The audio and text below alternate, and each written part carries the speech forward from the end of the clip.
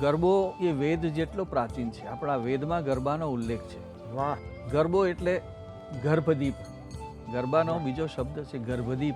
જ્યારે બેન ગર્ભવતી હોય ત્યારે નવરાત્રિના સમયમાં વચ્ચે એક ઘડો મૂકવામાં આવે, એમાં એક દીવો મૂકવામાં આવે અને ઘડાને ફરતા 27 ગાણા પાડવામાં આવે.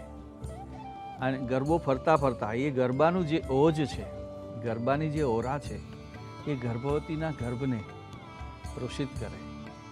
એ પ્રક્રિયા, એમાં સંતાનો વાહ. એવા ઉજ્જવળ સંસ્કાર લઈને જન્મે.